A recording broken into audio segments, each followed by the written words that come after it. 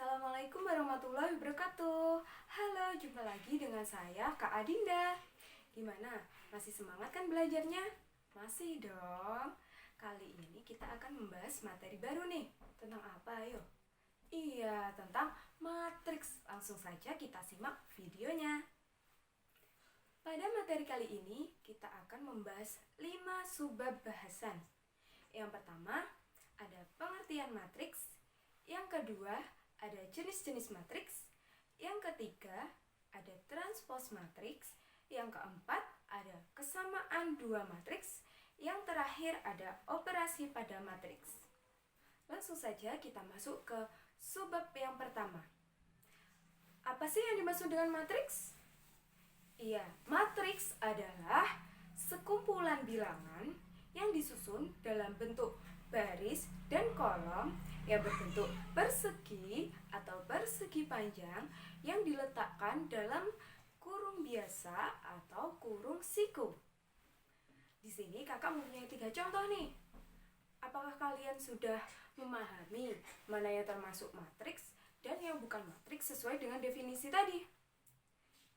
Iya, yang matriks A merupakan sebuah matriks, yang B bukan matriks, dan C adalah matriks. Mengapa B bukan termasuk matriks? Karena B tidak diletakkan dalam kurung siku atau kurung biasa. Di sini ada bentuk umum dari matriks. Bisa dilihat, matriks pada umumnya dilambangkan dengan huruf kapital. Lalu di situ ada tulisan 2 kali 3. 3 kali 3 itu adalah ordomatriks yang pada umumnya disimbolkan dengan M dikali dengan N. M merupakan sebuah baris dan N adalah sebuah kolom. Jadi, baris itu yang berbentuk horizontal dan kolom itu yang berbentuk vertikal. Pada matriks A berordo 2 kali 3. Berarti barisnya ada 2 dan kolomnya ada 3. Pada matriks C berordo 3 kali 3. Itu artinya matriks tersebut memiliki baris 3 dan juga kolom 3. Bahasan selanjutnya tentang jenis-jenis matriks. Kita bahas satu persatu. Yang pertama ada matriks baris dan matriks kolom.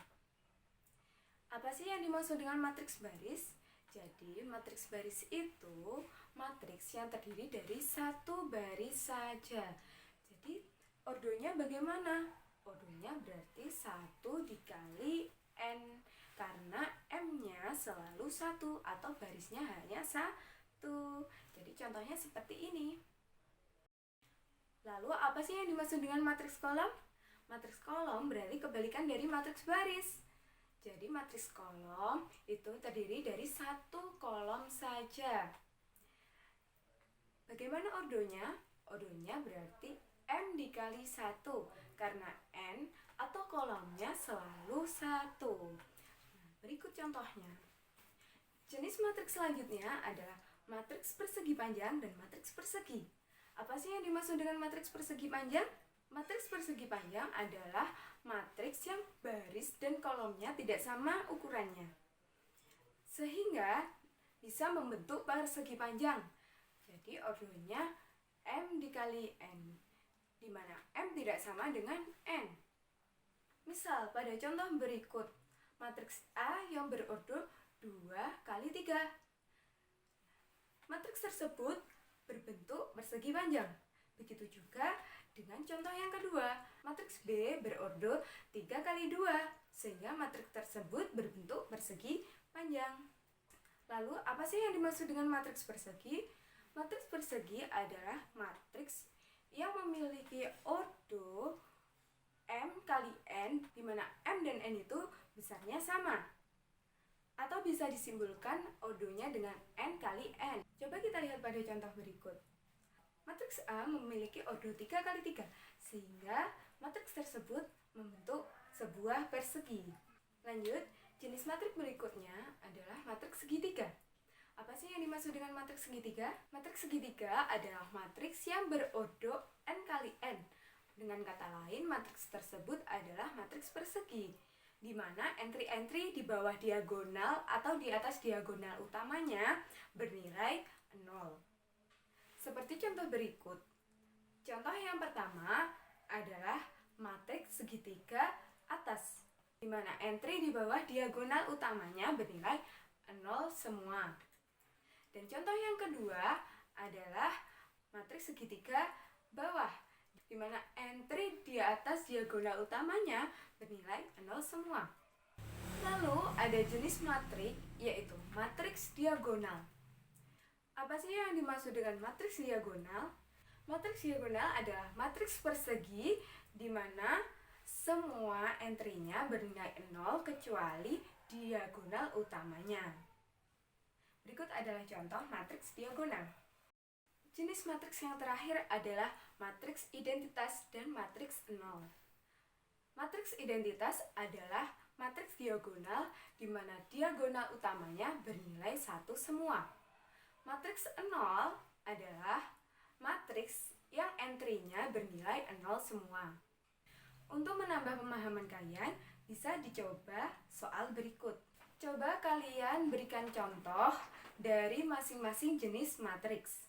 Kita masuk ke subbab ketiga, yaitu transpose matriks. Transpose matriks adalah perubahan bentuk pada matriks di mana elemen baris menjadi elemen kolom dan sebaliknya. Bisa kita lihat pada contoh berikut. Berikut adalah matriks A. Apabila ditranspos akan menjadi matriks berikut.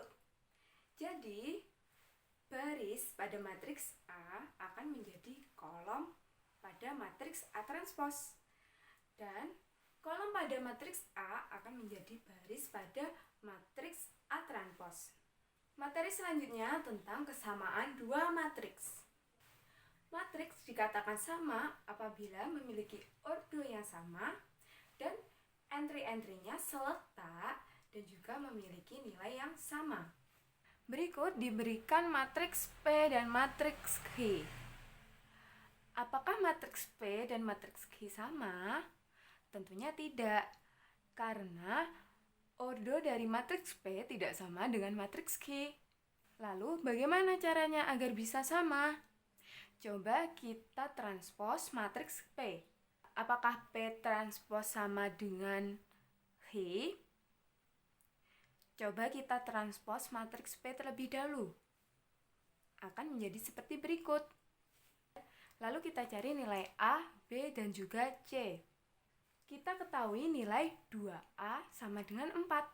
Berarti nilai A adalah 2. Dan kita ketahui 4 ditambah B sama dengan 9. Jadi nilai B adalah 5. Kita ketahui juga 3C sama dengan 3. Jadi nilai C adalah 1. Coba kita masukkan nilai A, B, dan C ke dalam entry matriks. Apakah kedua matriks sama? Jadi, matriks P transpos dan matriks Q adalah matriks yang sama. Materi selanjutnya adalah operasi matriks. Dalam operasi matriks terdapat 4 operasi. Yang pertama, penjumlahan. Yang kedua, pengurangan. Yang ketiga, perkalian matriks dengan skalar. Dan yang terakhir, perkalian dua matriks. Kita bahas dulu operasi penjumlahan dan pengurangan pada matriks. Adapun syarat dari penjumlahan dan pengurangan matriks, yaitu matriks harus mempunyai ordo yang sama. Dan kita menjumlahkan atau mengurangkan kedua matriks tersebut dengan entry-entry yang seletak. Coba kita lihat pada contoh berikut. Disediakan matriks A dan matriks B. Kita jumlahkan matriks A dengan matriks B terlebih dahulu.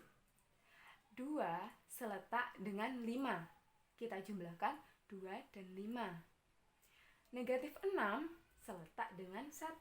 Kita jumlahkan negatif 6 dengan 1.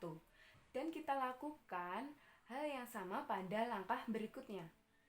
Sehingga diperoleh entry matriks seperti berikut. Setelah kita jumlahkan, hasilnya adalah 7, negatif 5, 11, 5, 5, dan 0. Selanjutnya, kita kurangkan matriks A dengan matriks B.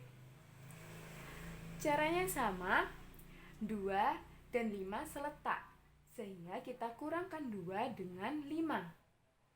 Negatif 6 seletak dengan 1, sehingga kita kurangkan negatif 6 dengan 1.